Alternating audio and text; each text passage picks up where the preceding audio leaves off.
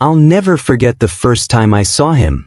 He was sitting at the bar, nursing a whiskey on the rocks, the golden band on his finger glinting in the dim light like a warning. But warnings had never stopped me before. There was something magnetic about him. The way his dark hair curled just slightly at the ends, the subtle shadow of stubble on his jaw, the way his tailored suit hugged his frame as if it had been stitched onto him. He looked like trouble, the kind I had a bad habit of seeking out.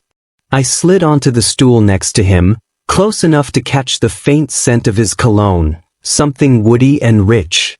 He didn't look at me at first, just kept his gaze on the half-empty glass in front of him. That was fine. I've always been patient. Rough day? I asked, my tone casual but edged with curiosity. He glanced at me, his dark eyes unreadable. Up close, he was even more striking.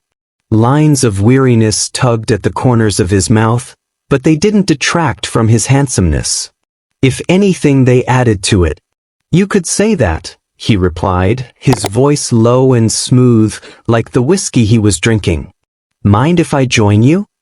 His eyes flicked to the empty stool on his other side and then back to me. He shrugged. It's a free country. Not exactly an invitation, but not a rejection either. I took it as a win and flagged the bartender for a drink. For a while, we sat in silence. I sipped my bourbon, sneaking glances at him out of the corner of my eye. He seemed lost in thought, his fingers idly tracing the rim of his glass. And then, finally, he broke the silence. You come here often? I smiled. That's a bit cliché, don't you think? He chuckled, the sound warm and unexpected. Fair enough. Let me try again. What brings you here tonight? I could ask you the same thing, I countered. He hesitated, his gaze dropping to his drink. Sometimes it's easier to sit with strangers than to face what's waiting at home. His words hung in the air between us, heavy with unspoken meaning. My eyes drifted to his left hand, to the wedding ring that seemed to weigh down his finger. He noticed and quickly moved his hand, curling it into a fist. Does she know you're here? I asked, my voice soft but pointed. His jaw tightened, and for a moment, I thought he might get up and leave. But then he shook his head, a bitter smile playing at his lips. She wouldn't care. There was the crack in the armor. That's a shame, I said, leaning a little closer. If I had someone like you, I'd make damn sure you knew how much I cared. His eyes snapped to mine, a flicker of something dangerous sparking in their depths. You don't even know me. Maybe not, I admitted. But I'm a quick learner. He stared at me for a long moment, as if trying to decide whether I was worth the trouble. And then, to my surprise, he laughed. It was a dry, sardonic laugh, but it was genuine. You're bold, he said, shaking his head. Life's too short to be anything else. He didn't respond, but he didn't look away either. I took it as an opening. What's your name? I asked. Ethan, he said after a brief pause. Ethan, I repeated, letting the name roll off my tongue. I'm Daniel. Nice to meet you, Daniel. We fell into an easy rhythm after that, the conversation flowing more naturally as the night wore on. I learned that he was an architect, that he loved jazz music, that he had a weakness for old-fashioned donuts. He didn't talk much about his wife, and I didn't press. I could see the shadows in his eyes every time the topic veered too close to home. Instead, I focused on making him laugh, on drawing him out of his shell. By the time the bar began to thin out, he seemed lighter somehow, the weight on his shoulders a little less oppressive. I knew it was temporary, but I didn't care. I'd take whatever he was willing to give.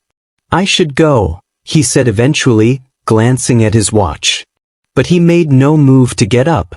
Or you could stay a little longer, I suggested, my voice low and inviting. His eyes met mine, and for a moment, the air between us crackled with unspoken tension. And then, slowly he nodded. The rest of the night passed in a blur.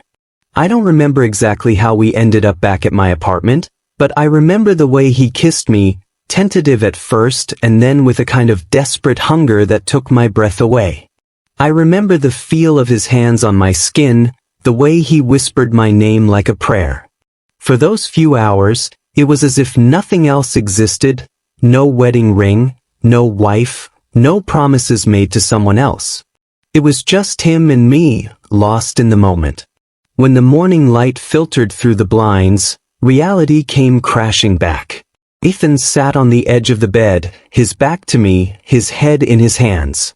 The golden band on his finger caught the sunlight, mocking us both.